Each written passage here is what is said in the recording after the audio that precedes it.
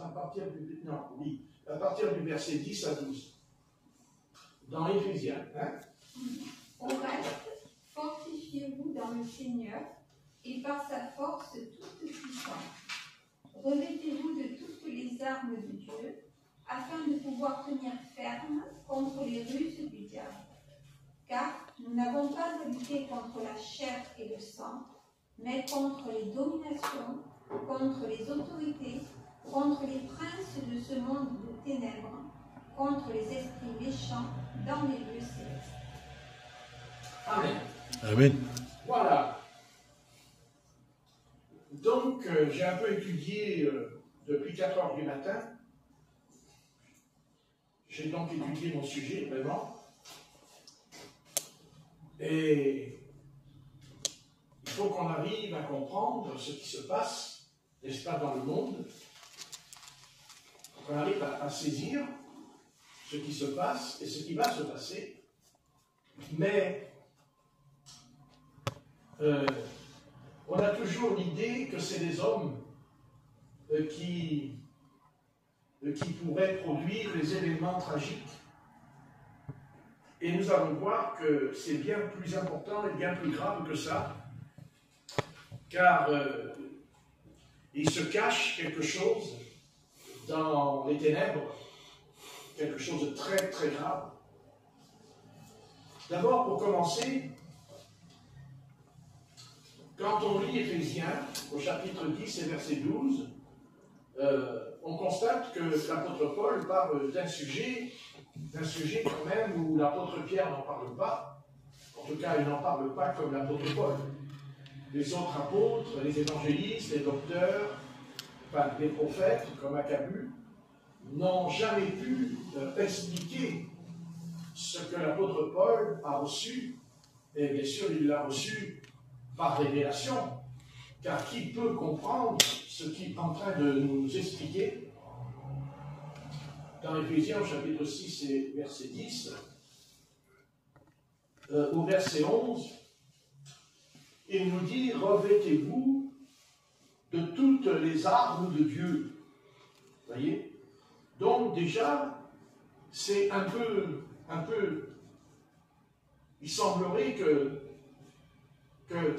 le Seigneur, quand il est venu sur la terre, qu'il a enseigné les disciples, bon, il a toujours plus ou moins prêché la paix. Il a prêché la paix. Il a dit la paix. Même Jésus de Nazareth n'a même pas dit ce que vient de dire l'apôtre Paul. Hein? Il ne l'a pas dit, Jésus. Non. Revêtez-vous de toutes les armes de Dieu. Donc déjà, tout le monde ne sait pas, de toute façon, tout le monde ne sait pas que Dieu a des armes. Donc si Dieu a des armes, ben, c'est que c'est un chef de guerre. C'est que de toute façon, eh bien, nous allons voir que nous sommes en guerre. Et nous sommes en guerre pas contre l'humanité, pas contre les hommes. Mais nous sommes en guerre et cette guerre, elle a commencé quand le Seigneur a bâti l'Église. Parce que quand il dit « je bâtirai l'Église », bon, tout le monde peut comprendre bâtir une maison, bâtir un temple, on comprend.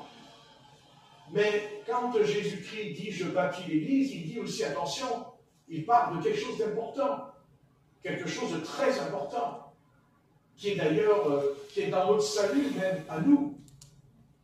Et puis aussi le destin de l'humanité.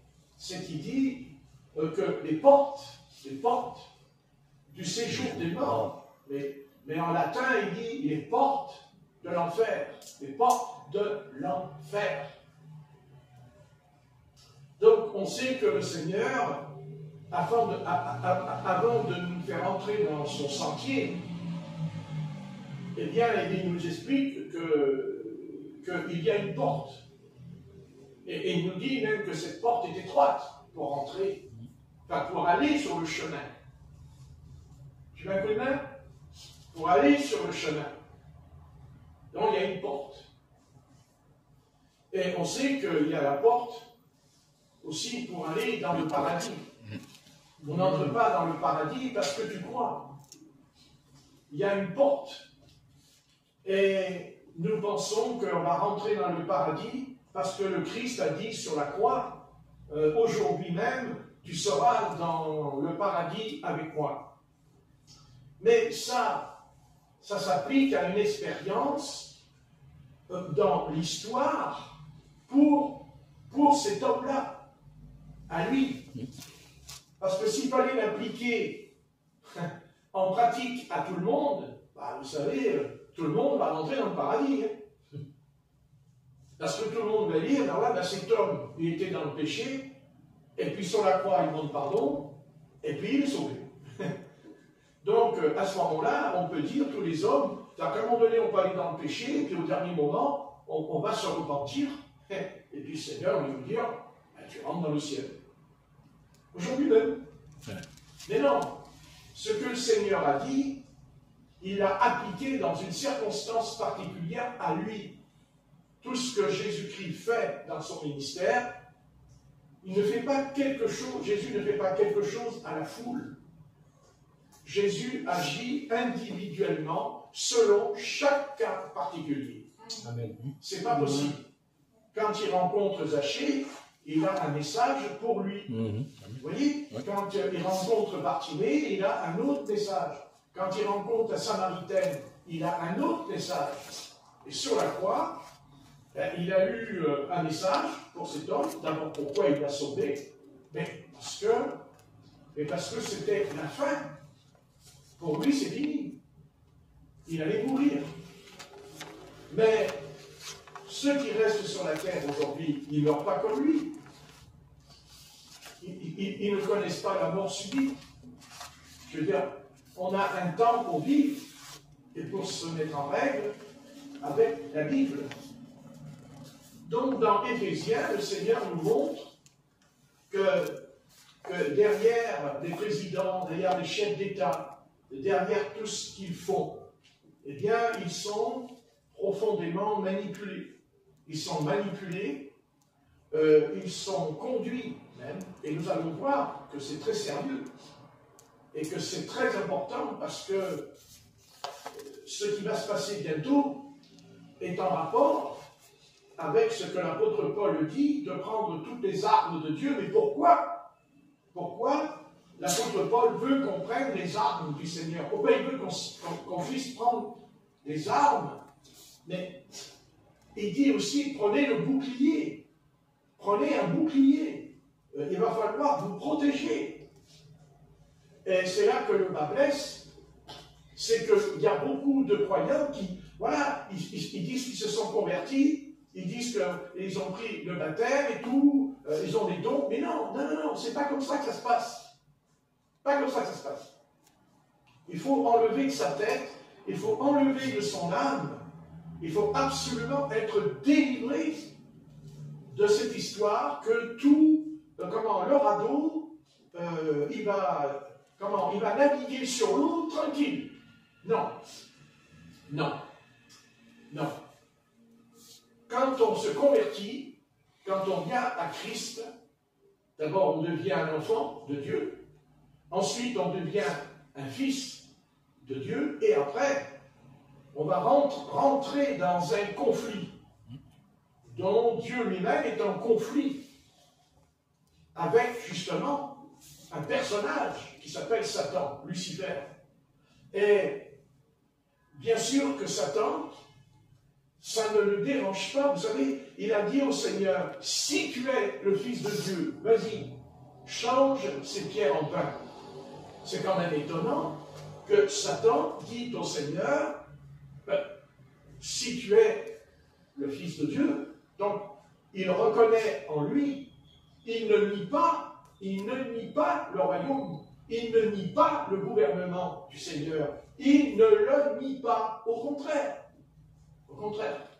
Parce qu'il va faire comprendre, d'ailleurs comme si le Seigneur ne le savait pas, il lui dit, mets-toi à genoux, adore-moi, et toutes les richesses de ce monde, il dit, je te les donne, je te les donne.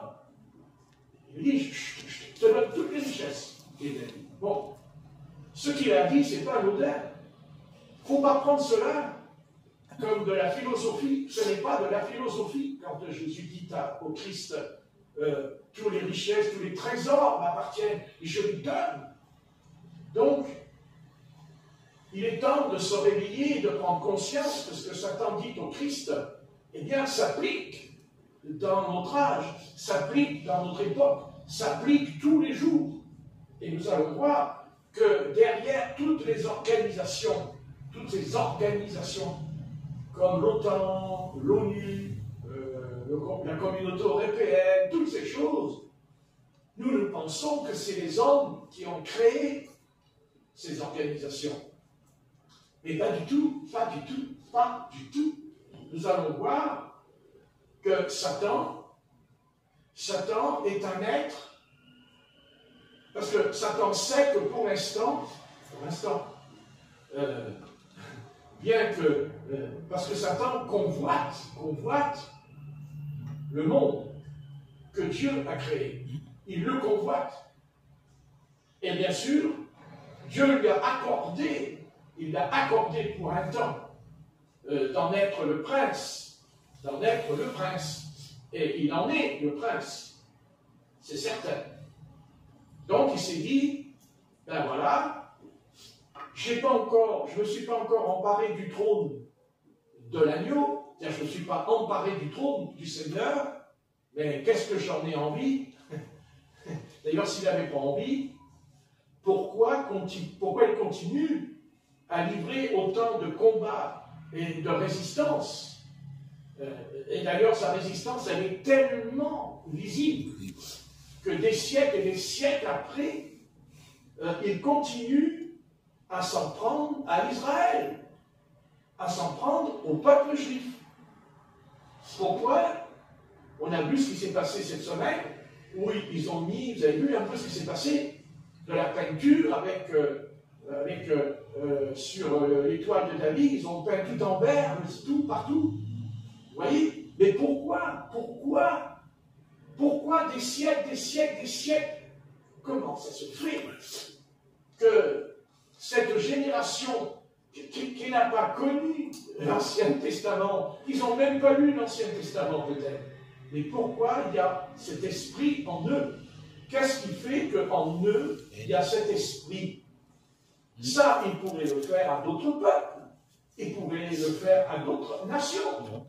Mais pourquoi Israël? Pourquoi le juif? Pourquoi cette violence, cette haine contre le juif? Mais en vérité, ils ne savent pas qu'ils sont possédés. Ils sont possédés par des démons.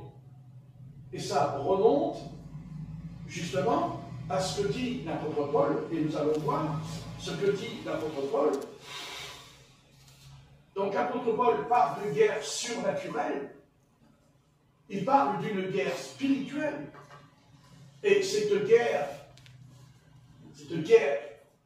eh bien, elle a lieu ce soir dans le premier ciel, car vous savez qu'il y a 3 ciels. Donc Satan livre une guerre dans le premier ciel, c'est-à-dire le prince de l'air, c'est-à-dire que j'ai révisé la parole.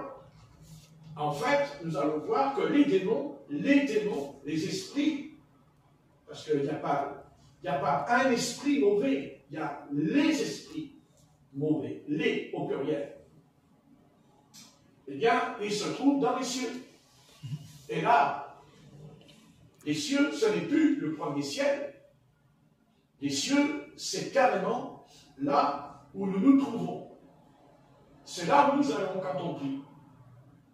Et c'est pour ça que l'apôtre Paul, quand il dit « prenez les armes », puisque Paul lui dit « vous n'avez pas à lutter contre la chair et le sang ». Donc on ne prend pas des armes comme les hommes. Les armes que nous avons, ce sont des armes surnaturelles, ce sont des armes spirituelles, parce que nous avons affaire à des démons, nous avons affaire à des identités vivantes, nous avons affaire à une puissance démoniaque qui existe vraiment, et qui est à l'œuvre dans le monde, mais aussi veut absolument détruire le peuple d'Israël. Et aussi, il s'en prend au corps du Christ, il s'en prend à l'Église. Seulement, le peuple d'Israël ne peut pas combattre les démons. Le peuple d'Israël ne peut pas faire face aux puissances démoniaques. Parce que les armes que nous avons, ce n'est pas les tanks qu'ils ont, ce n'est pas les missiles qu'ils ont. Non, les armes pour combattre la puissance démoniaque, pour combattre Satan, pour combattre son empire. Et bien là maintenant, eh bien, il faut faire ce que l'apôtre Paul nous dit. Revêtez-vous de toutes les armes de Dieu, afin de pouvoir tenir ferme contre les ruses du diable. Car nous n'avons pas à lutter contre la chair et le sang, mais contre les dominations, contre les autorités, contre les princes de ce monde de ténèbres, contre les esprits méchants. Et qu'est-ce qu'il dit le texte? Dans les lieux célestes. Vous voyez?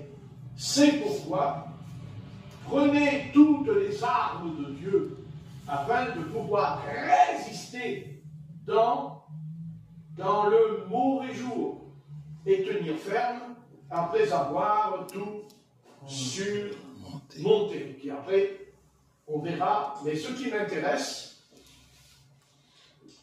c'est si nous devons dépendre, c'est-à-dire si on dépend de la force du Seigneur, et la force du Seigneur est souveraine, et donc si, quand je veux dire souveraine, c'est ce que dit l'apôtre Paul, il dit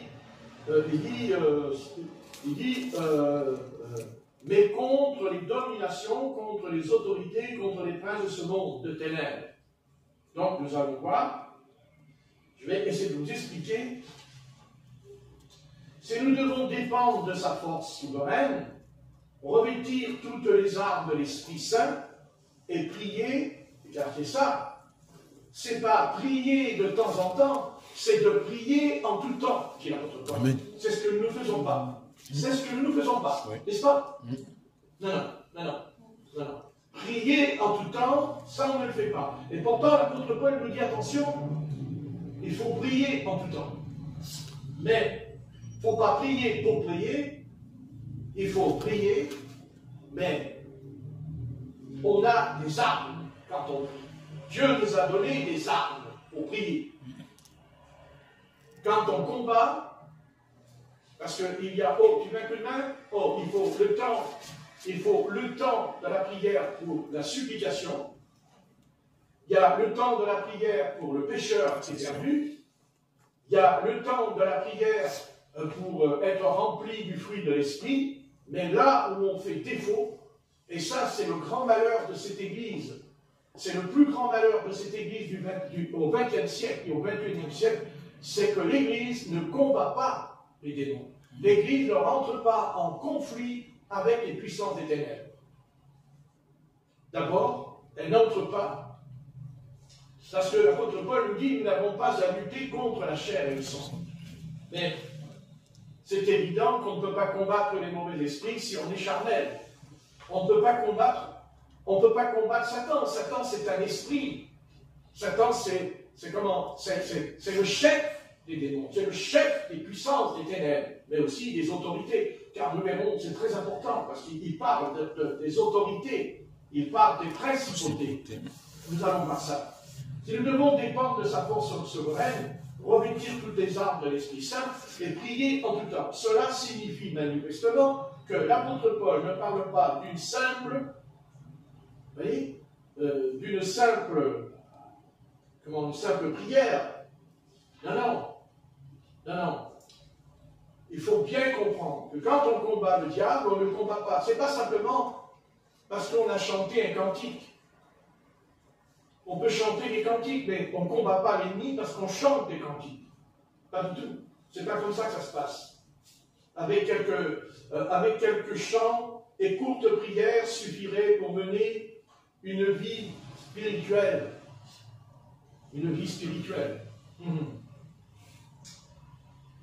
C'est pourtant ce que la plupart des croyants semblent croire. Le fait est que le Saint-Esprit, au travers de l'apôtre Paul, parle d'une réalité spirituelle très importante, à savoir que le but central de la prédication de l'Évangile est de chasser l'armée des ténèbres. De chasser l'armée des ténèbres. Vous voyez? Et bien sûr, de préparer l'établissement du royaume des cieux sur la terre. Le royaume des cieux ne viendra pas sur la terre comme ça parce que c'est écrit dans la parole. On se trompe là. Satan s'oppose au royaume des cieux. Satan s'oppose à Israël et Satan s'oppose à l'Église parce que c'est le corps de Christ. Et ayant devant lui trois adversaires, il a trois adversaires devant lui. Eh bien, on découvre qu'il n'a jamais baissé les bras et qu'il continue à persévérer dans sa tête que c'est lui qui va gagner, c'est lui qui sera vainqueur et que nous serons vaincus. Et ça, il le pense vraiment. Et bien sûr, il emploiera, parce qu'il va employer, quand il verra qu'à un moment donné, la partie, pour lui, la partie est terminée. Pas pour l'instant, pas encore. Et c'est pour ça qu'il se déchaîne. C'est pour ça qu'il est en colère. Il est en colère parce qu'il a bien compris. Il a bien compris, il a bien saisi que, de toute façon, tôt ou tard, Israël gagnera le combat. Mais Israël ne va pas gagner le combat par rapport. Il ne gagne pas. Israël ne va pas gagner le combat parce que c'est les Arabes ou parce que c'est les nations. Non. Israël gagnera le combat parce que ce combat est un règlement avec Satan. Et pour l'instant, le peuple d'Israël n'est pas en état de combattre Satan parce qu'il combat avec des armes charnelles. Parce que comme il n'a pas reçu le Christ, comme l'apôtre Paul, puisque Paul c'est un juif de la tribu de Benjamin, entre parenthèses, eh bien cet apôtre-là, lui, Dieu va lui révéler que la victoire totale, même dans l'univers, ne se fera que par un combat, par une bataille et par une guerre. Et dans une guerre, eh bien, on y laisse aussi sa peau. Car aucune guerre ne permet qu'on n'y laisse pas quelques plumes. Et nous, en tant que croyants, en tant que disciples du Seigneur, eh bien, il faut bien comprendre que si nous combattons avec le Seigneur l'ennemi, il faut comprendre que de toute façon, nous allons y laisser les plumes. Ça, c'est certain. Eh oui. Parce que nos bien-aimés, eux qui ont combattu, ils ont été martyrisés aussi. Ils ont été brûlés sur le bûcher. Brûlés, hommes, femmes, enfants. Ils ont été jetés dans les arènes. Ils ont été mangés par des lions, même les enfants. Parce qu'ils croyaient. Ils croyaient quoi? Ils croyaient que Jésus de Nazareth, Jésus-Christ, était roi des rois. Donc, aujourd'hui, vous pouvez crier dans la rue, Jésus-Christ est le roi des rois, les gens, ils en ont rien à foutre. Ça leur fait ni chaud et ni froid. Vous voyez? Mais pourquoi? Mais parce que quand on dit Jésus-Christ est le roi des rois, et que ça ne dérange pas le monde, c'est parce que justement, le monde, eh bien, le monde n'a pas encore son roi qui va prendre place. Donc nous savons que du temps de l'Empire romain, et dans l'Empire romain, il existe. D'abord, il a existé, tu vas venir là, toi, parce que là, ça suffit maintenant. Voilà, tu prends, tu prends une chaise, je ne sais pas quoi, une petite chaise, là, et tu vas t'asseoir là, et tu vas arrêter de roupiller. Les ténèbres, elles ne dorment pas. Et tu dormiras ce soir, car tu as dormi, tu as eu 3-4 jours de repos. Oui. N'est-ce pas? Oui. Bien, c'est bien, tu as dit oui. Tu as évité la colère de Dieu. Donc, bien comprendre, bien saisir que tant que le roi, là, vous connaissez le roi qui va venir, il a un nom, il s'appelle l'Antichrist. Donc la confrontation, elle n'aura pas lieu, elle a lieu, mais elle n'a pas lieu dans le sens physique, parce qu'elle aura lieu physiquement, la confrontation. Car souvenez-vous qu'il est dit que quand l'Antichrist prendra le pouvoir sur la terre, il est dit qu'il va éliminer tous ceux qui croiront en Jésus-Christ et qui prieront Jésus-Christ, mais pas seulement qui prieront, mais qui se mettront à genoux devant lui en déclarant « c'est lui seul qui est mon roi ». Et quant à toi, l'Antichrist, parce que l'Antichrist, il va venir, c'est un homme qui va venir. C'est un homme, l'Antichrist. L'homme du péché. Et cet homme-là, il va faire exactement comme a fait tous les Césars qui sont venus. Et du temps de César, le temps là, qu'est-ce que vous croyez que quand ceux qui disaient qu'ils croient en Jésus, ceux qui priaient Jésus, ceux qui obéissaient au souverain des souverains, à partir de là, César n'était plus d'accord, car il vous jetait en prison, et vous étiez martyrisés, torturés, et on vous jetait dans l'arène, et vous étiez mangés par des animaux sauvages. Pourquoi? Parce qu'en ce temps-là, il fallait se mettre à genoux devant César. Il y avait la statue dans la rue. Il fallait l'embrasser, l'adorer. Et si les soldats romains voyaient que vous ne le faisiez pas, ils venaient vers vous et disaient tu te mets à genoux. Et si tu ne voulais pas, ils t'enchaînaient et ils t'amenaient en prison.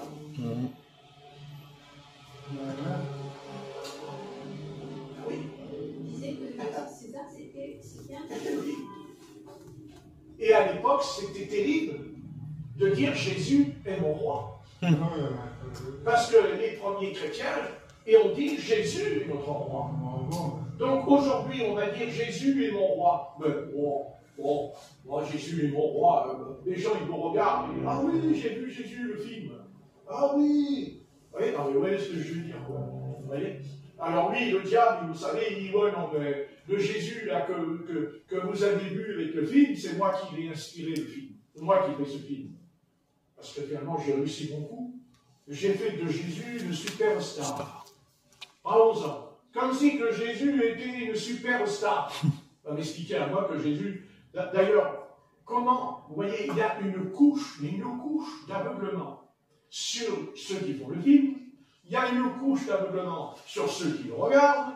Il y a une couche d'aveuglement sur ceux qui le glorifient le film. Mais franchement, ayons un petit peu d'intelligence. Ouais.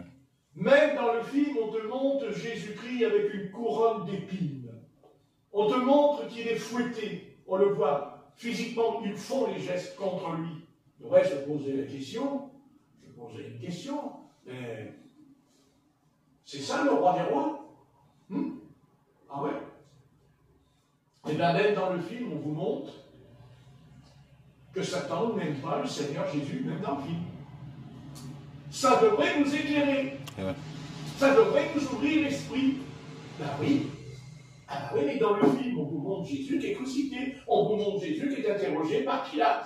On vous montre Jésus qui est interrogé par Hérode. On vous montre Jésus avec le manteau en pourpre, et tout. Ah ben oui, le film, c'est ça le film.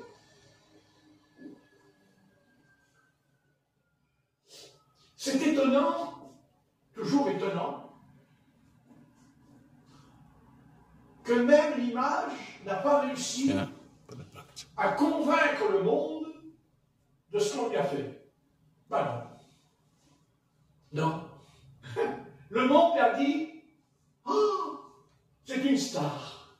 C'est une superstar. Comme si le Seigneur Jésus, dans le film, où on te montre sa passion, sa crucifixion, et on te dit c'est une star. Ben oui. Ben oui, aujourd'hui, le monde n'a pas un roi. Le monde aujourd'hui ne se met pas à genoux devant des rois, comme l'a fait les trois garçons, des amis de Daniel, qu'il fallait qu'ils se mettent à genoux devant la statue de Nebuchadnezzar. Ça leur a coûté cher de ne pas se mettre à genoux. On les a foutus dans la fournaise ardente. Vous voyez ce que je veux dire? Je veux dire que quand vous commencez à adorer le Seigneur, attention, il ne faut pas l'adorer avec des mots, le Seigneur. Lui, Satan, il n'est pas fou. Satan, il est intelligent. Il dit, ah oui, j'adore Seigneur. Mais qu'est-ce que j'en ai à foutre que j'adore Seigneur? Tu peux même parler en langue, tu peux prophétiser, tu peux te jeter à genoux, tu peux faire tout ce que tu veux. Mais tu es en train de me faire du cinéma, là. Tu me fais un beau film. Parce que au fond de toi, tu n'es pas sincère, c'est pas vrai. Eh non. Non, tu es possédé d'un démon que je t'ai envoyé. Je t'ai donné un démon. Moi, Satan, je t'ai donné un démon. Mais pourtant, je ne vais pas voir des prostituées. Je ne suis pas homosexuel. Je ne sais pas, je suis sincère.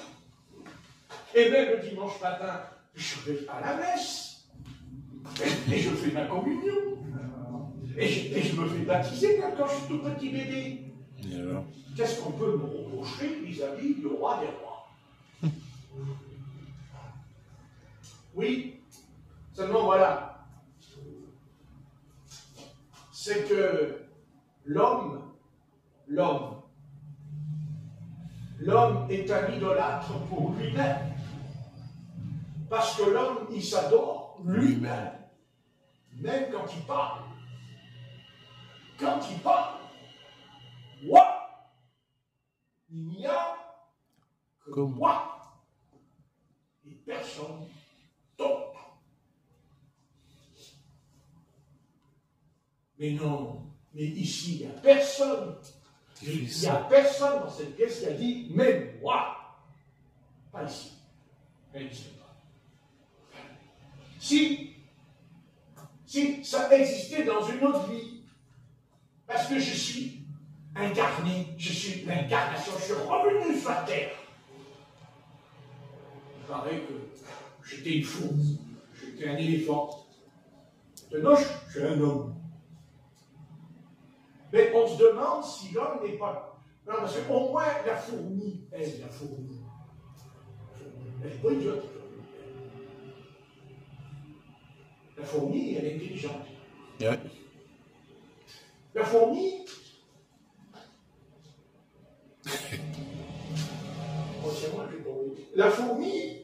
elle travaille pour vivre. Oui.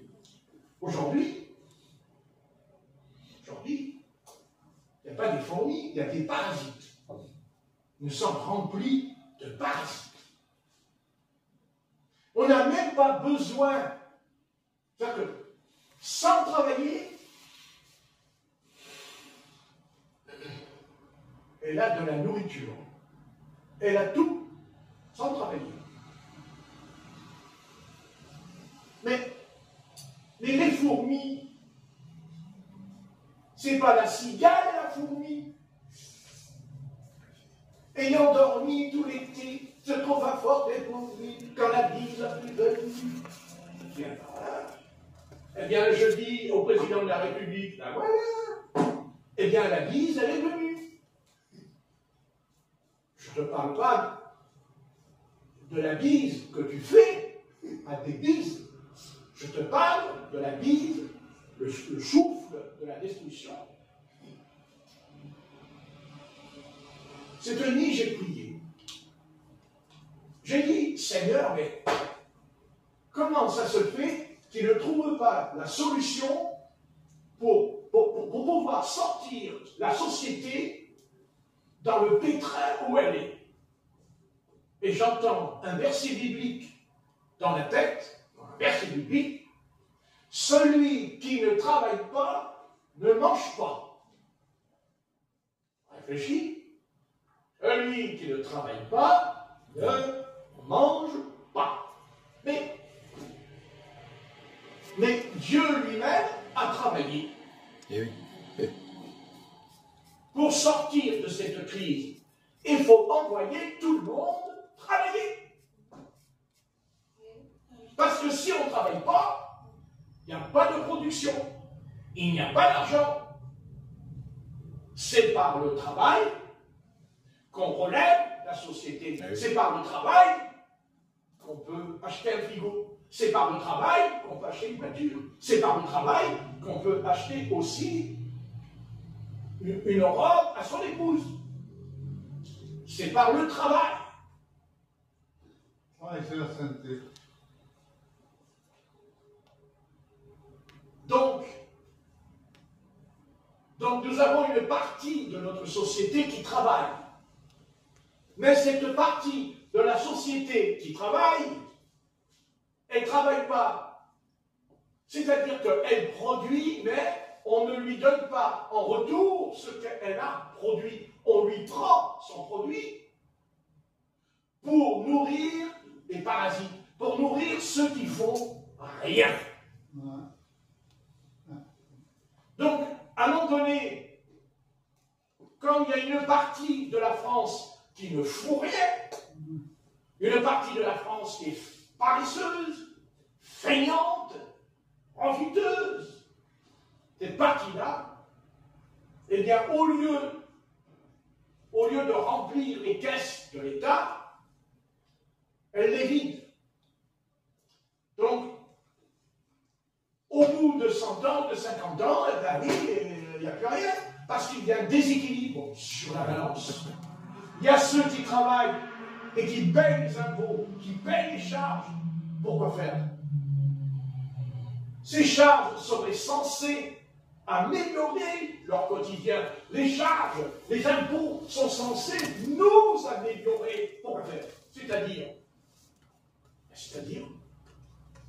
qu'en retour, puisque nous avons travaillé, puisque nous payons les impôts, en retour, quand on va au magasin, alors on nous dit, non monsieur, non madame, la machine à laver, elle est gratuite, vous pouvez l'emmener.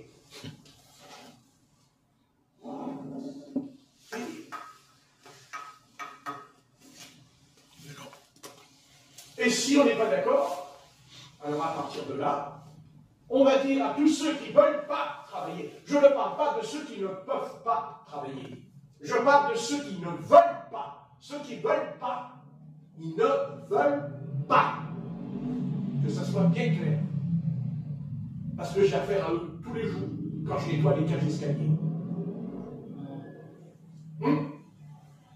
Donc, ils ne veulent pas. Donc, demain matin, quand je vais arriver dans l'immeuble à côté d'Intermarché, nous allons arriver avec nos affaires, n'est-ce pas? Mais on va se faire insulter, on va se faire attaquer. Et vas-y, par qui?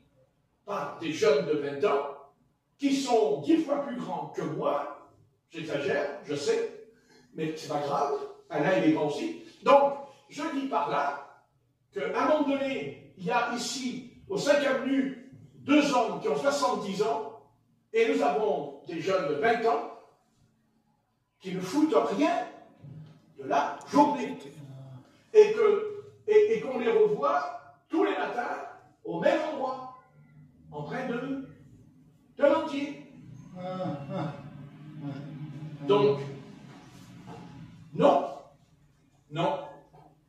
Si tu ne veux pas travailler, tu ne manges pas. Et si tu ne manges pas, peut-être quelque part tu vas aller travailler. Parce que tu n'as plus rien dans l'estomac. Vous me dites, il n'y a pas de travail. C'est faux. C'est faux. C'est faux. On nous a habitués tout petits à l'école, on nous a expliqué qu'il fallait faire un travail qui nous plaît. Ne vous inquiétez pas. Si vous allez crever de faim et qu'on va vous demander tu peux gagner de l'argent, tu n'as pas commencé à dire « Ah oui, mais vous comprenez, il faut que je fasse un travail qui me plaît. » Tu n'auras plus rien dans le ventre pendant 3 jours et tu n'auras pas bu. On verra si tu feras un travail qui te plaît. On verra bien. Je n'ai pas dit que toute sa vie, on est obligé de faire quelque chose qui ne nous plaît pas. Mais en tout cas, on prend le chemin. On prend ce départ. Et à partir de là, pendant un temps, on peut être laveur de lit, on peut être homme de ménage, on peut être cuisinier, livreur, pour un temps. Mais ce temps-là nous a permis de comprendre, nous a permis de saisir ce qu'est la société. C'est quoi la société? La société, c'est une communauté. Et que nous dépendons des uns et des autres. Ah oui. Et qu'une chaîne ne peut être utile parce que les chaînons, les anneaux sont ensemble. Et que s'il y a un chaînon qui casse, toute la chaîne est paralysée et elle ne sert plus à rien. Donc, si je suis enregistré, je dis, vous qui gouvernez la France, travaillez, bossez. Mais vous, par contre,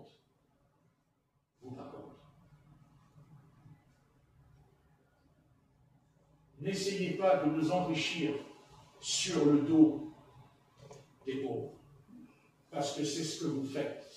Et quand je parle des pauvres, je ne parle pas de ceux qui traînent dans la rue, qui foutent en rien de la journée, je parle des pauvres, des gens qui vont travailler toute la journée, qui gagnent leur vie, qui se lèvent tôt le matin, qui se couchent tard le soir, et dont ils n'auront même pas la possibilité de finir la semaine quand ils achètent à manger et à boire. Donc, si on veut relever la nation, il faut travailler. Et s'il n'y a pas de travail, Dieu va nous en donner du travail, mais bien sûr, attention, Dieu nous donnera du travail.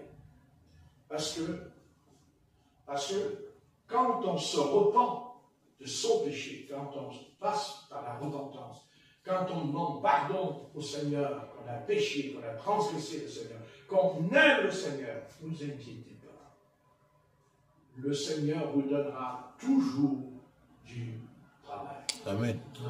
Amen. Vous savez, j'avais un frère qui venait au tabernacle qui s'appelait Alain Bézaï. Je me rappelle de celui-là. Alain Bézaï. Hein? Il est venu au tabernacle plusieurs fois. Il mettait des costumes blancs, il se faisait passer pour un évangéliste devant tout le monde. Mais il ne voulait pas aller travailler. Il ne voulait pas. Il ne voulait pas. Mais il frappait ses sœurs à la maison qui n'étaient pas converties, il leur prenait toute la pension. À toutes les deux. Mais il était évangéliste. Et il m'a dit, oui, mais tu comprends, Patrick, moi je ne trouve pas du travail, je cherche et je ne trouve pas du travail. Alors, je lui ai dit, tu t'assois ici à côté de moi et je vais prier avec toi. Et je vais prier et dans 3 jours, tu auras du travail. Alors regardez, j'ai dit oui, dans 3 jours, tu auras du travail. Parce que puisque tu dis être de Dieu, tu es de Dieu. Je veux dire, tu es de Dieu, tu appartiens à Dieu.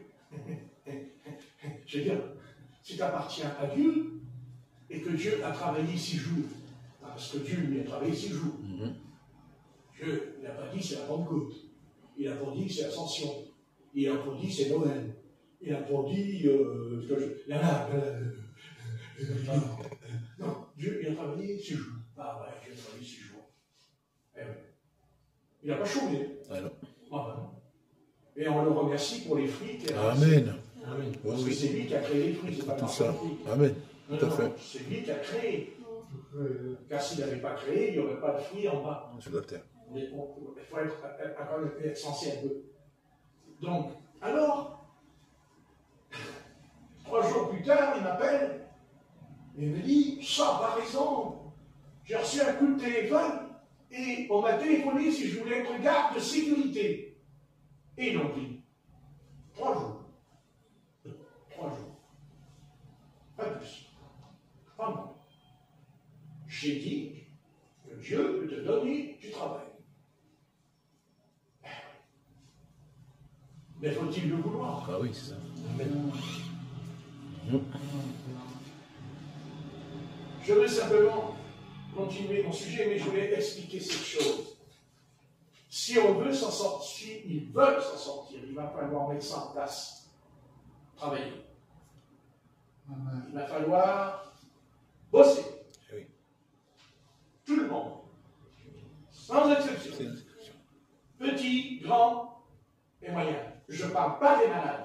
rien à voir. D'ailleurs, je préfère travailler que d'être malade. On me dirait, tu vas avoir le mal de ventre qu'à courir, mais tu n'iras pas bosser. Moi, je dirais, ouais, c'est chouette. Ah ouais, oh là là, je vais avoir mal au ventre. Mais je n'ai pas besoin de me lever le matin. C'est formidable. Bon, le lendemain matin, tu te réveilles. Le soir, le lendemain matin, au bout d'un mois, alors, qu'est-ce que tu préfères? Je préfère travailler. Mais enlève-moi. C'est une souffrance. Ah oui. Amen.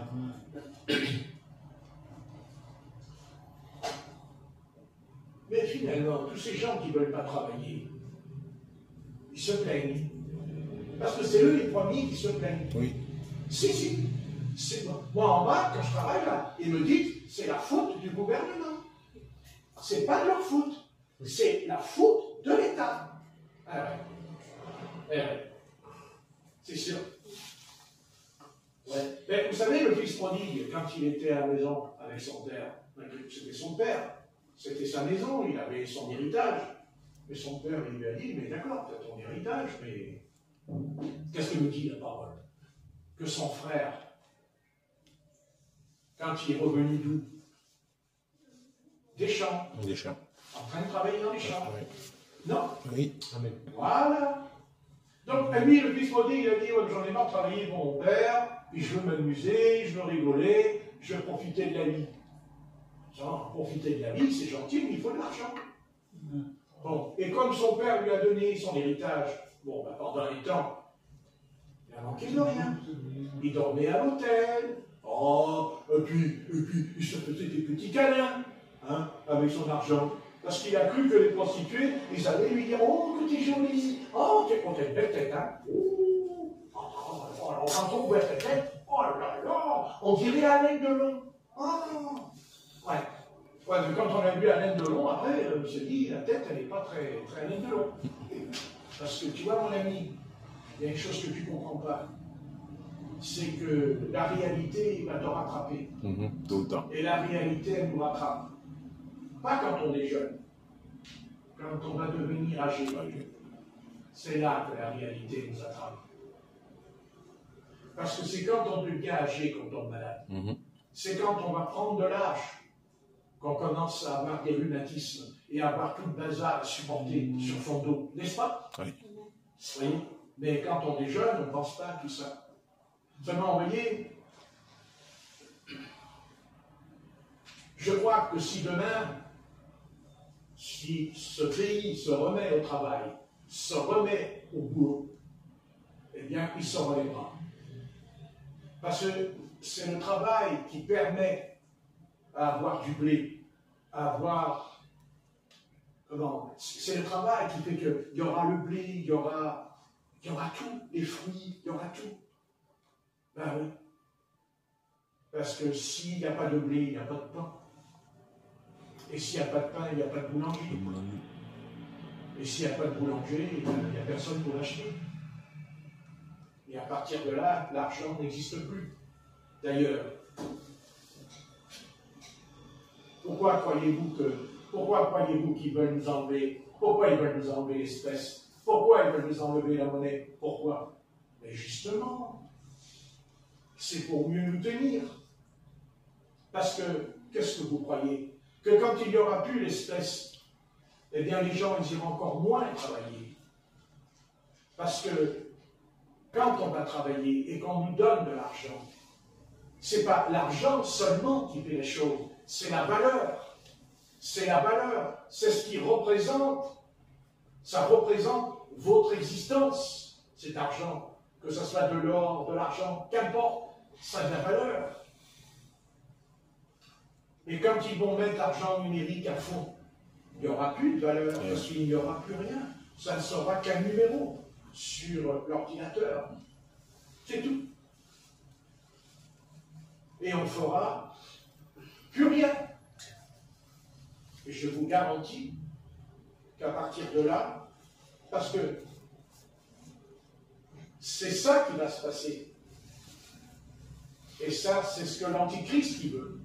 C'est le plan de l'Antichrist. C'est son plan. Et s'il y a cette histoire-là d'argent, en supprimant l'espèce, c'est-à-dire en supprimant, quand vous travaillez, on vous donne un billet de 50 €. Mais quand vous avez un billet de 50 €, vous faites attention, parce que quand vous commencez à sortir de votre portefeuille, vous dites, j'ai un billet en moins dans le portefeuille. Et quand vous commencez à l'utiliser, vous réfléchissez, vous faites attention, parce qu'on vous rend la monnaie, mais on ne vous rend plus les 50 € que vous aviez dans votre poche. C'est fini. Alors vous faites attention. Là, vous réfléchissez, là, vous êtes prudent. Mais quand il y aura l'argent numérique, et c'est quoi l'argent numérique? Eh bien, c'est le chiffre. Et qu'est-ce qui est écrit dans l'Apocalypse? Celui qui n'aura pas la marque de la bête sur sa main, sur son front, ne pourra ni acheter et ni vendre. Et pourquoi il ne pourra pas acheter? Mais parce qu'il ne travaillera pas, parce qu'il n'aura pas de travail, parce qu'on ne va pas lui donner du travail. Comment on peut tenir une nation pour la soumettre à son autorité? Eh bien, c'est que vous ne travaillez plus. Ou alors, vous travaillez obligatoirement. Ce qu'ont fait les nazis. Entre parenthèses, c'est ce qu'a fait Adolf Hitler. Il a ramassé dans notre pays des millions d'ouvriers qui ont été travaillés en Allemagne gratuitement pour construire des forteresses comme le mur de l'Atlantique en Normandie. Mais je j'explique par là. C'est ça que Satan veut détruire. C'est ça qu'il veut anéantir. Le travail. Et par l'argent numérique, par le chiffre, il sera le maître du monde. En tout cas, il le sera pour un temps, heureusement. Heureusement pour nous. Mais il le sera. Et si aujourd'hui, on est en train de vous le dire, là, je ne dis pas quelque chose qui va arriver. Non, c'est quelque chose qui se met en place. C'est quelque chose qu'on vous explique tous les jours dans les informations, dans les débats. L'argent numérique. Et sans compter aussi l'intelligence artificielle et tout le bazar. Vous voyez? Bien sûr qu'il va nous faire travailler, Satan. Mais il va contrôler. Il va contrôler votre paye, il va contrôler votre salaire, il va contrôler ce que vous mangez. Est-ce que ne vous mangez pas? Il va contrôler votre épouse, il va contrôler vos enfants. Il va même contrôler le bébé qui sera dans le berceau, le gars. Eh oui. Tu es sûr, frère? Mais c'est pas moi qui le déclare. C'est ce livre. C'est le livre. La Bible. C'est la Bible. C'est dans l'Apocalypse, chapitre 13. C'est clair et net. Celui qui n'aura pas la marque de la bête. Le chiffre 666. C'est pas numérique, ça peut-être, c'est quoi? On va réfléchir. Il dit sur la main et sur le front.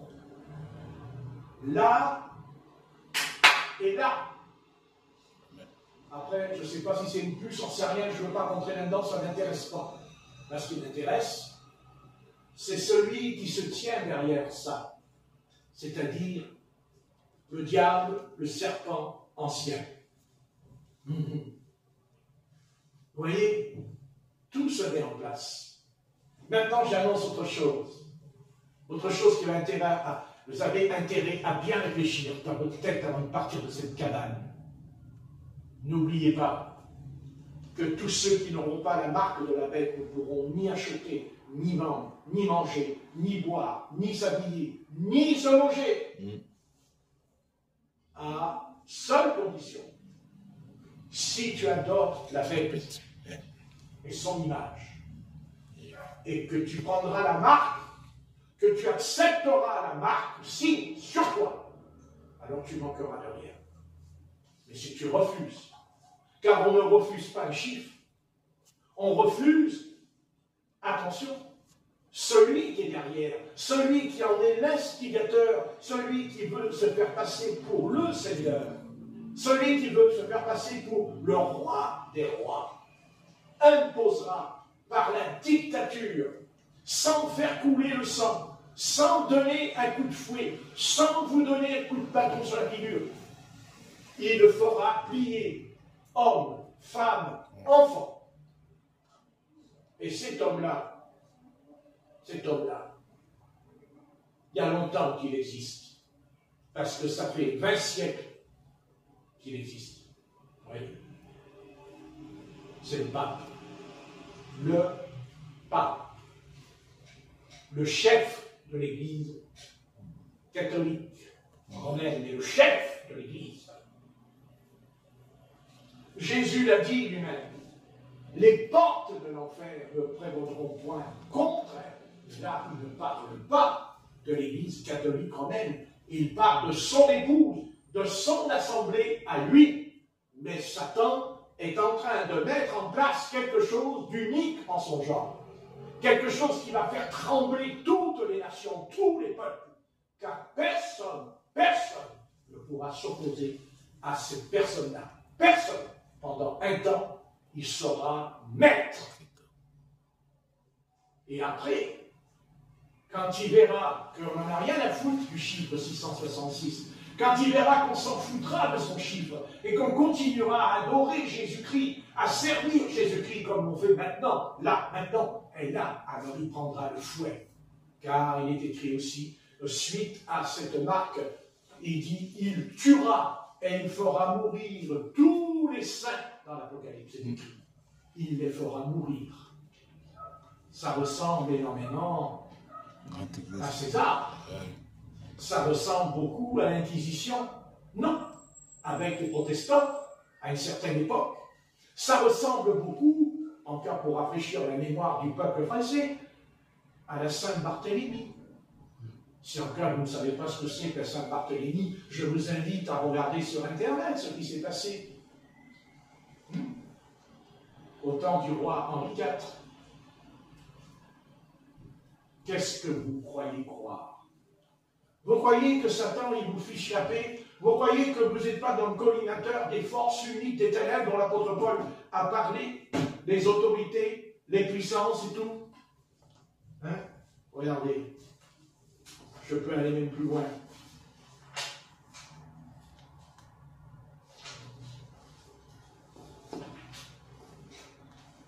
Je vais sauter mon truc.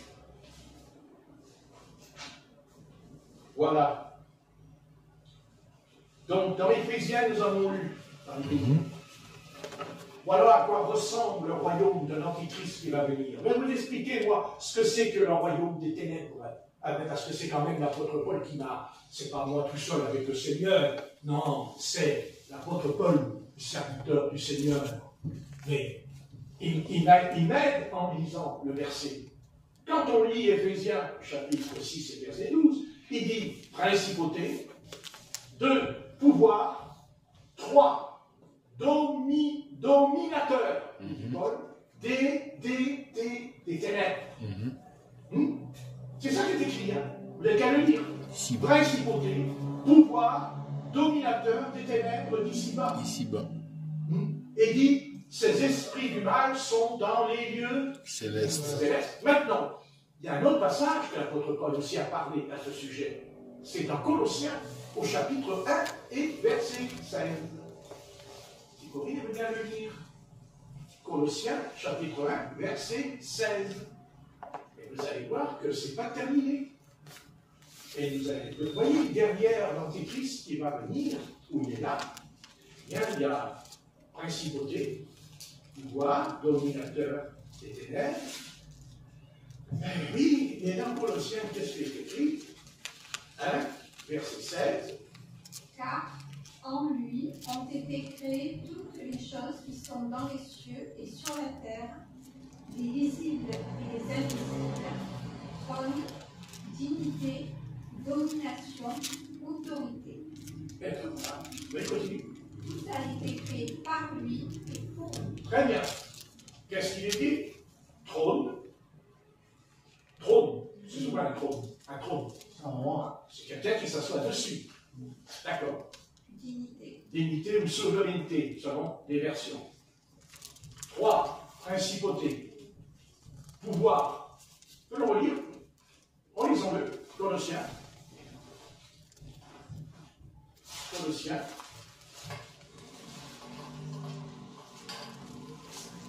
Colossiens 1. Voilà.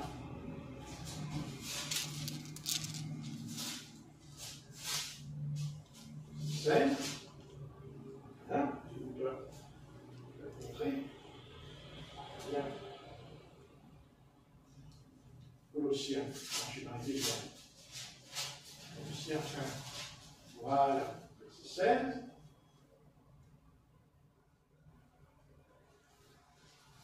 Voilà. Car en lui ont été créées toutes les choses qui sont dans les cieux et sur la terre, les visibles, invisibles, Et trône. visible. Trône. Ça c'est important. Trône. D'abord, pourquoi il dit trône au pluriel, pas au singulier? Donc il ne s'agit pas du trône de Dieu là, puisque c'est au pluriel. Oui. Alors c'est qui ces trônes? Ben, ces trônes, c'est Satan, quand il règne sur les nations. Et il installe son trône sur chaque nation. Et il installe aussi son armée, c'est-à-dire les démons, les ténèbres, la prostitution, l'homosexualité, la méchanceté, la violence, la haine, la persécution. Mais ça part d'un trône. Ce qu'on appelle les territoires. Car dans chaque nation, il y a le péché, mais il y a une nation qui a un péché qui est plus fort que l'autre. Parce que Satan a installé un trône. Dignité, domination, autorité. Voilà. C'est ça le problème avec Satan. Et c'est ça qui va mettre en place l'Antéchrist. Il va rassembler, il va soumettre toutes ces choses. Et ça, il va le faire. Et ne croyez pas qu'il ne va pas le faire. Parce que la Bible dit que Jésus-Christ n'interviendra pas, car il faudra attendre 7 ans. 7 ans avant que le Christ intervienne. 7 ans. Ce que nous appelons dans la Bible la grande tribulation. Donc même le verset va plus loin en disant que Jésus-Christ a dit qu'il aurait mieux valu que ces choses n'existent pas, que jamais puissent arriver. Car elles ne sont jamais arrivées, dit le Christ. Car l'humanité connaîtra un temps qu'elle n'a jamais connu. Parce que si un homme comme Adolf Hitler, c'est lui seul qui a entraîné toutes les nations dans la guerre. Ne croyez pas que ce n'est pas lui. C'est lui qui a permis de faire l'Arbor. C'est lui qui a permis la guerre. Toutes choses. Quand il a pris place, c'est lui qui a déclenché tout le processus. Mais ce n'était pas l'heure. Ce n'était pas l'heure. Donc, Dieu a arrêté. Mais c'était le diable, c'est Satan. C'est pas lui, c'est le prince des ténèbres qui était en lui. Et s'il n'y avait pas eu, écoutez bien, s'il n'y avait pas eu l'intervention du Seigneur, Hitler aurait pu refoutre à la mer cette armée qui a débarqué, car il a lancé une attaque dans les Ardennes, une attaque terrible dans les Ardennes, Hitler. Il a balayé presque toute l'armée américaine, elle a été s'enfuir. J'ai vu le document cette nuit. Ils se sont enfuis, les GI. Ils couraient, tombaient par terre comme des mouches. Et il n'avait même pas les tanks pour affronter Hitler, parce qu'Hitler avait des tanks terribles. Quand il tirait, les tanks américains, ils partaient en l'air d'un coup, paf, ils pétaient devant les nazis. Mais Dieu a changé d'avis. Peut-être pour nous, parce qu'on devait venir pour être sauvés. Mais n'oubliez jamais, ne jamais oublier que c'est un homme, qui a déclenché la pire guerre sur toute l'Europe. Elle a déferlé sur toute l'Europe et après elle a été jusqu'en Indochine. Elle a été partout. Partout. Il n'y a pas jusque l'Australie, partout. Partout, sauf un pays. Sauf un pays. Ah oui. Parce que Satan, il a dit qu'il ne touche pas à ce pays. Parce qu'il a dit au Christ, c'est moi qui donne les trésors de la terre, et ce pays s'appelle la Suisse. La Suisse. Car Hitler n'est jamais rentré en Suisse. La Suisse n'a jamais été attaquée par les nazis. Jamais. Protégée. Et même Hitler a émis son trésor avant de mourir. Un homme, un seul homme, qui était un peintre en bâtiment, qui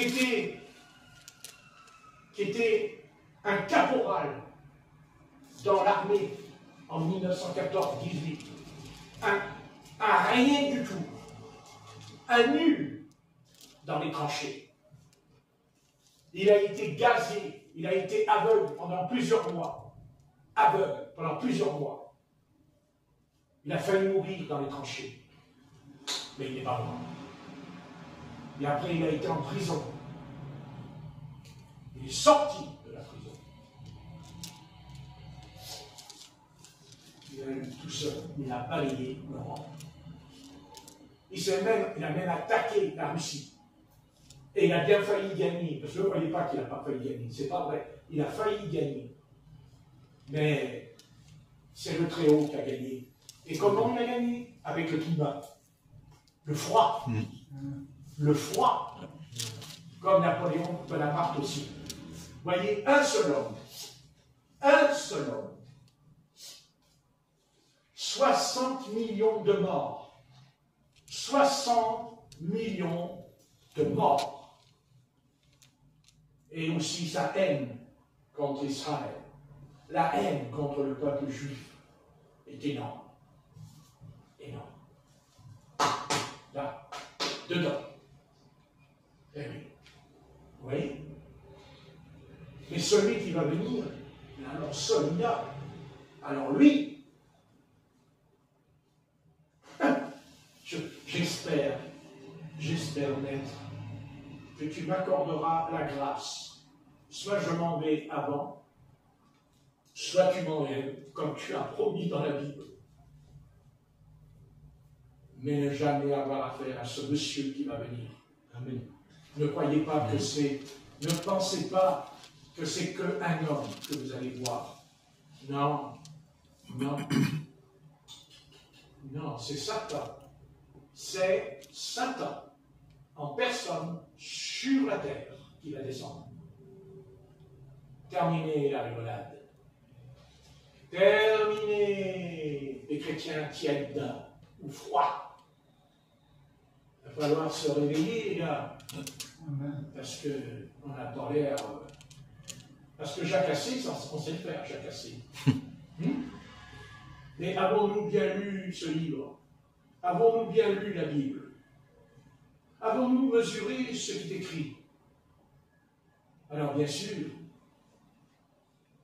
si ce que je dis, des milliers de prédicateurs comme moi l'ont dit avant que je vienne sur cette terre, bien sûr qu'ils ont parlé de lui. Bien sûr qu'ils ont parlé du retour du Seigneur.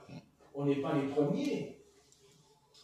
Mais la différence, c'est que le Seigneur a dit, cette génération qui verra les signes ne passera pas. Mais quels signes?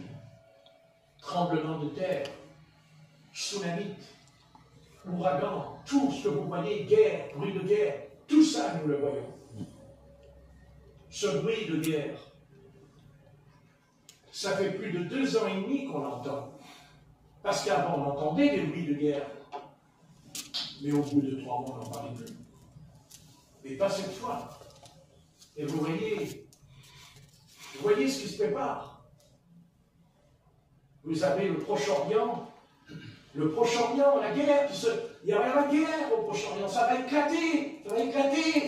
Vous verrez, ça va éclater quand il n'y aura plus de pétrole, quand il n'y aura plus l'essence, quand il n'y aura plus cette énergie, que va-t-il se passer dans les sociétés humaines? Je préfère bien danser. N'est-ce pas? Mais il y a un autre problème. C'est à l'Est. Vous savez que la guerre du Proche-Orient avec Israël, avec Jérusalem, peut-être que vous n'avez pas fait attention, c'est à l'Est que viendra le roi du Sud attaquer Israël. Parce qu'il y a le roi du Sud dans la Bible. Et là qui dit le roi du Sud, c'est les Américains. Non, le roi du Sud, ce n'est pas les Américains. Le roi du Sud, c'est les Arabes. C'est les Arabes, le roi du Sud. Et le roi du Nord, c'est celui qui vient de chez nous, de l'Est, du Septentrion. Vous voyez, il y a deux conflits. Deux conflits. Ça boue comme un volcan. Ça va sauter quand? On ne sait pas. Vous avez vu? Ça recule, ça repart, ça recule. C'est terrible. Moi, je sais que c'est Satan. Et je vais vous dire pourquoi je sais que c'est Satan. Parce que Satan, il joue avec les âmes. Il joue avec notre âme dans notre vie. Et Satan, c'est un joueur. Satan, c'est celui qui parie. Il parie. Et c'est ce qu'il est en train de faire.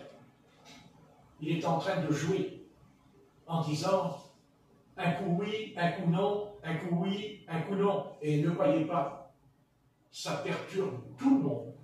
Ça, parce que vous voyez, ça ne perturbe pas. Vous ne savez pas ce qu'il y a dans la tête. Oui, ça perturbe.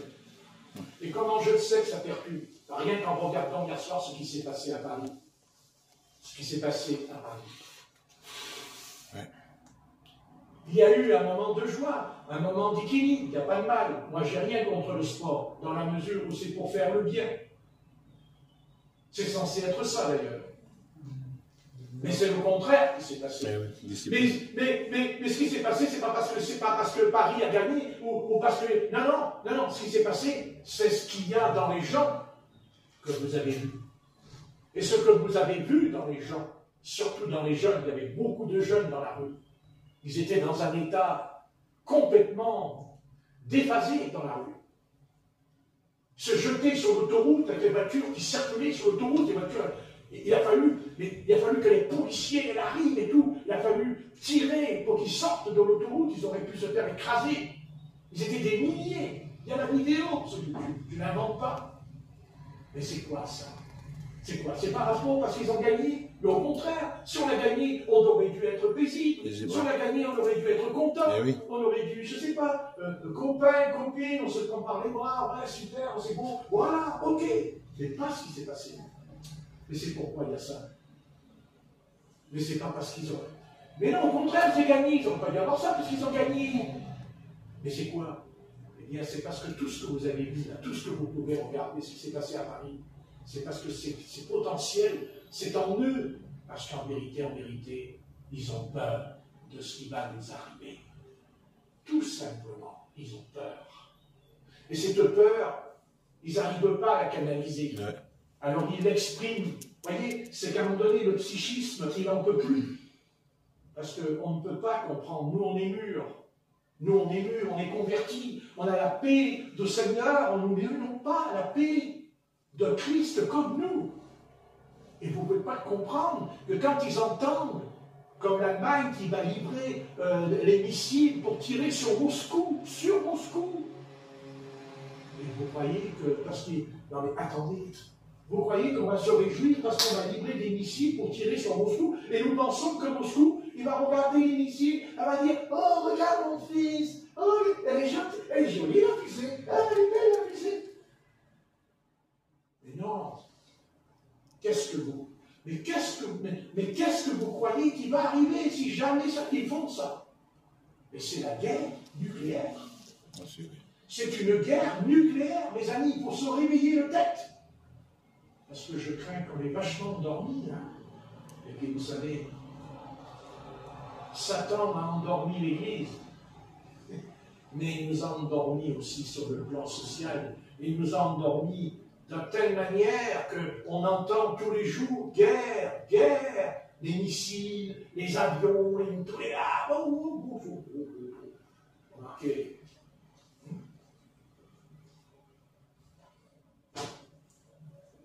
Qu'est-ce qu'on a vu hier?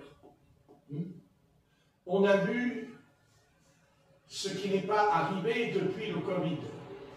Puisqu'avant le Covid, tout ça, ça existait. Le football. Vous voyez, Satan est un joueur. Parce que hier soir, il les a ramenés à 3-4 ans en arrière. Nous-mêmes, on disait, mais quand est-ce que le Seigneur revient? Quand est-ce que ça va se terminer? C'est presque sans souhaiter pas que le Covid y arrive pour que Jésus vienne nous enlever. Il ne va pas enlever. Il ne va pas enlever. Et moi, j'ai entendu plein de chrétiens sur YouTube qui disaient, oui, mais maintenant, on ne croit plus comme avant au Seigneur. Parce qu'on a cru que Jésus allait revenir quand même. Bon, bah,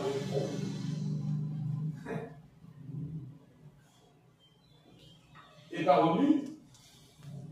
Heureusement. Peut-être que je ne serais pas enlevé moi-même.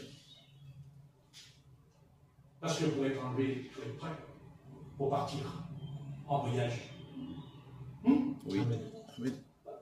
Et nous pensons, parce que c'est écrit, on va être enlevé en un clin d'œil. Alors ça y est, vous savez, on va être enlevé là. Hop, on va partir. En plein milieu du terrain de foot, tu tires dans le ballon part dans le but, puis hop, le ballon il disparaît avec le footballeur. D'un coup, sur le stade, il y a toute l'équipe. est enlevé. Est-ce que les gens, ou alors c'est le contraire, il n'y a plus personne dans les tribunes, et il n'y a pas vu. Alors l'autre il voit, il dit, les tribunes sont vides. C'était l'église, le Seigneur, elle a été enlevée. Mon œil, c'est ça, l'église elle va être enlevée dans le football.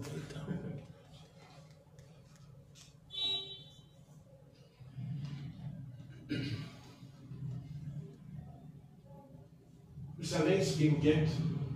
Vous savez le plus grand danger ce soir pour nous, chacun, que je m'adresse à tout le peuple du Seigneur, si jamais on écoute, ben c'est qu'on n'est plus vigilant. C'est qu'on n'est plus en train de veiller et de prier. Non. C'est qu'on n'est même plus capable de croire à recevoir un bon baptême dans le Saint-Esprit, comme dans la Pentecôte. On n'est même plus en état de manifester les dons spirituels dans l'Assemblée.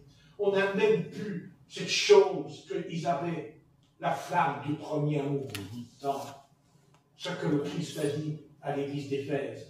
Et mes amis, il ne l'a pas dit, écoutez, il ne l'a pas dit à la 7e église, il l'a dit à la première église. Le Seigneur aurait pu dire ça à la 7e église, on le comprendrait avec le temps. Non, il l'a dit à la première. Juste, elle avait, quoi, ça fait 20 ans qu'elle était née, l'église. Et il a fallu que le Christ il dit, tu as perdu la flamme de ton premier amour. Hein? Vous savez, méfions-nous de nous laisser aller, sous prétexte que c'est la fin des temps, sous prétexte que parce que tout va mal. Mais justement, plus ça va mal, plus ça devrait nous ressaisir et nous dire, oh, mais ça va mal, il faudrait que quand même je regarde, si je prie, si je lis la Bible, non, mais pas que je prie comme ça, je lis la Bible. Alors, mais mon peuple, sois attentif. Ah bah tiens, je comprends, j'appelle mon papa. Merci mon Dieu. Mon peuple, sois attentif. Ah, bah c'est bien ça. Ma nation, prête-moi l'oreille. Car la loi sortira de moi. Et j'établirai ma loi pour être la lumière des peuples. Ma justice est proche, mon salut va paraître. Et mes bras jugeront les peuples. Les îles espéreront en moi. Elles se confieront en mon bras.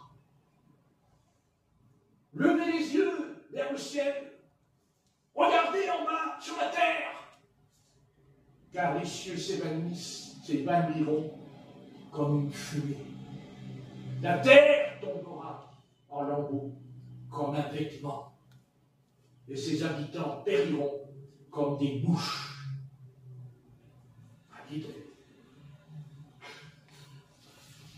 C'est tout ce que je viens de prêcher.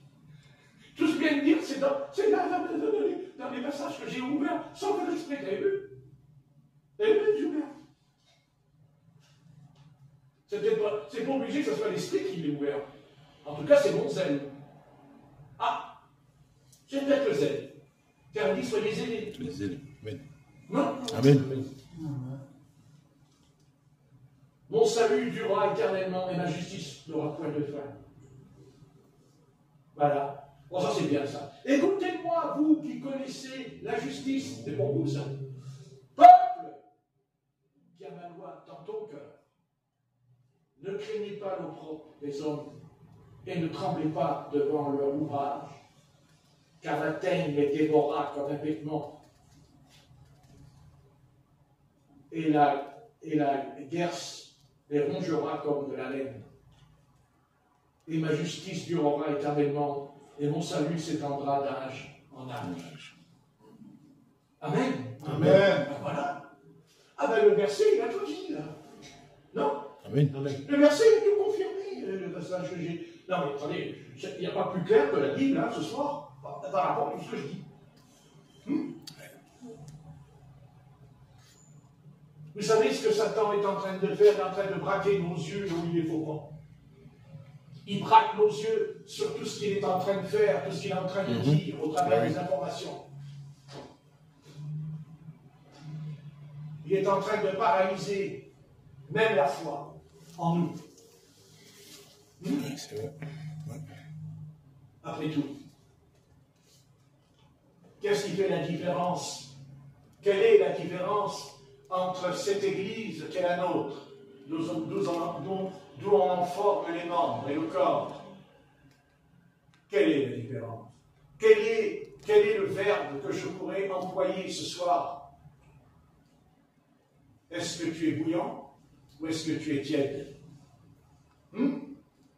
Qu'est-ce que dit le Saint-Esprit à l'église de la Odyssée? Tu es ni bouillant et tu es ni froid, mais tu es tiède.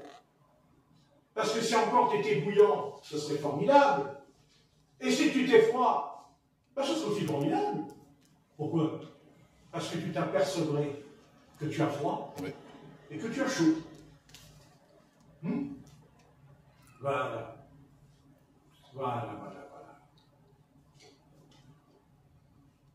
Ouais. Est-ce qu'on est bouillant?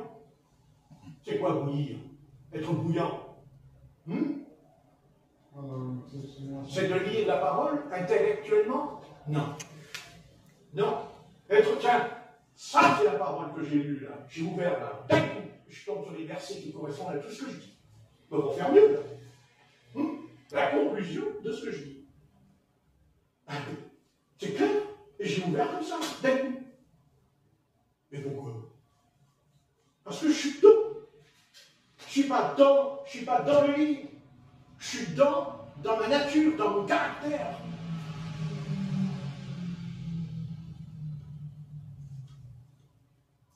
Vous savez, il est facile de se laisser aller, croyez-moi. C'est facile de se laisser aller. Vous savez, pour se coucher, il n'y a pas de mal, mais pour se lever, c'est compliqué. Toi, c'est pas compliqué pour toi de te lever. Pourquoi tu le dis? Il faut parler ici. Tu sais pourquoi tu le dis? Oui. Parce que tu prends trop de cachets. Tu dors plus à côté de moi. Non. T'as remarqué? Ah oui, joli. Ouais, il y a le fouet de Jésus. Allez, pour ne pas se laisser aller. Amen. Amen. Oui. Et ne pas se laisser, vous savez, je vous ai dépeint le caractère de l'Antichrist. Je vous ai dépeint ce qu'il prépare. Vous savez, Dieu nous avertit ce soir. Simplement, il nous avertit ce soir. Rien que le chiffre. 666. Sur ta main. Et sur ton front. Quand il le mettra, quand il le mettra, c'est pas par rapport à ce que c'est pas par rapport à ce que tu pourras manger ou tu ne pourras pas manger. C'est pas par rapport à ce que tu pourras acheter ou pas vendre. C'est par rapport à ce que tu adoreras Satan, oui ou non. C'est ça la marque de la bête. C'est l'adoration. Oui. À qui je vais la donner? Est-ce que je... Parce que j'adore la bête, mais la bête, c'est qui? C'est l'homme. L'homme. Et cet homme-là, qu'est-ce que dit Ézéchiel? Tu n'es pas... Qu'est-ce qu'il lui a dit? Tu n'es pas Dieu, mais tu es un homme. Au sujet. Ézéchiel 28. Vous savez, un homme, même une femme, pas non plus... Je fais bien moral, attention. Mais un homme qui ne tombe pas entre les mains du Créateur, un homme qui tombe entre les mains de l'ennemi, Satan. Autant un homme peut tomber entre les mains de Dieu, il peut être extraordinaire, il peut apporter des choses merveilleuses sur un peuple. La bénédiction, ça s'appelle. C'est ce qui s'est passé avec David. Regardez le roi David. Regardez Salomon. Au début, Salomon, Israël béni, même la reine de Sheba est venue le voir. Ouais. Parce qu'il était béni. Il dit Salomon. Il dit David. On dit Paul. On sait qu'il y a l'apôtre Pierre. Mais pourquoi on est branché, malgré tout, au fond de nous? Oui, mais pourquoi Paul? Pourquoi Paul? Oui, pourtant il y a l'apôtre Pierre, il y a l'apôtre Jacques. Non, mais pourquoi l'apôtre Paul? Oui. Mais c'est parce qu'il aussi était soumis. Il était soumis à Christ. Remarquez, c'est sûr que Dieu l'a soumis sur le chemin de Damas et te l'a envoyé par terre. Amen. C'est beau de tomber à genoux par terre devant le Seigneur. Oh, quelle expérience! Merveilleux!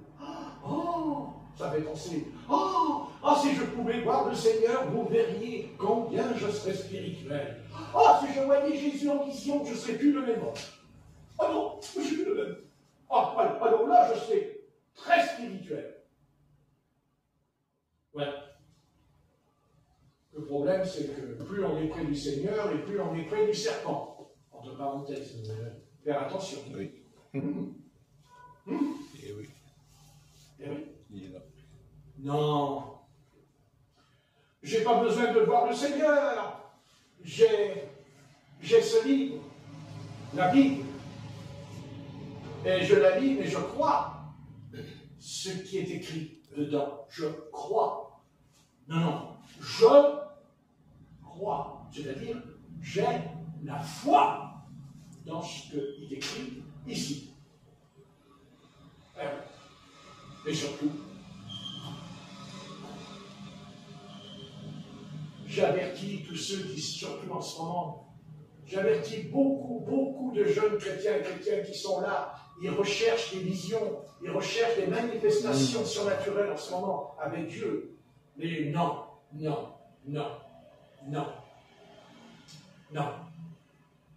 Tu veux rencontrer Dieu, tu veux comprendre Dieu, tu veux obéir à Dieu, c'est pas compliqué. C'est pas compliqué. Tu l'aimes ou tu ne l'aimes pas. Vous savez, quand on aime quelqu'un, on fera n'importe quoi. Bah oui. Si. On ne peut pas l'expliquer. Ça ne s'explique pas. C'est un phénomène qu'on ne peut pas expliquer. Il n'y a pas de remède contre ça. Il n'y en a pas. Mais non. On aime quelqu'un, alors, ben voilà. Bien sûr, le jour où je ne l'aime pas, évidemment, je trouverai une excuse. Mais on aime ce Seigneur. On n'a pas vu de vision, mais on sait que quand on ouvre ce livre, on peut lire même l'Ancien Testament et des fois, C'est chaud, hein? Mais oui, mais c'est l'Éternel qui parle. C'est l'Éternel qui l'a dit. Et si on veut essayer de contester, eh bien, c'est qu'on est rebelle. Oui. Amen. C'est qu'on est rebelle. Et c'est qu'on a reçu cet esprit de rébellion en nous. Et nous savons d'où il vient. Il vient du Sinaï. Il vient de l'Égypte. Eh oui. Car les rebelles qu'il y a eu dans le désert du Sinaï, dans le camp d'Israël, il dit que c'était des ramassis. Ce n'étaient pas des Israélites, des ramassis d'Égypte.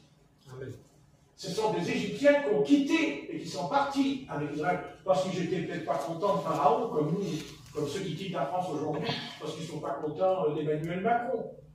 C'est exactement pareil qui a eu lieu. C'est ça qui s'est passé. Mais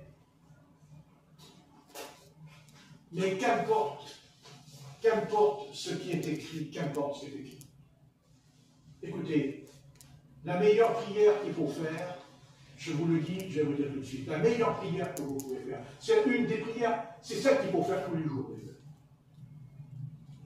Seigneur, même si je ne comprends pas, je te suivrai partout où tu iras. Même si je ne comprends pas. Parce que Dieu ne me demande pas que je comprenne pour le suivre. Il me demande d'obéir. Amen. Amen. C'est comme ça, il est comme ça. Voilà. C'est bizarre, chez lui, mais il veut qu'on lui obéisse. Ben, c'est vrai. On ne peut pas expliquer pourquoi il veut qu'on obéisse. Et quand on obéit, on est gagnant. Et quand on désobéit, on est extrêmement perdant. Ça, c'est clair dans la vie. Dieu ne me demande pas, il me demande une chose, Dieu. Écoute. Qu'est-ce qui peut nous ramener à être bouillant? Qu'est-ce qui peut me ramener qu'est-ce qui me ramènera à être bien comme le Seigneur le veut, avant que nous soyons enlevés, avant que je parte, même que je parte physiquement? Qu'est-ce que le Seigneur attend de Patrick? Hein?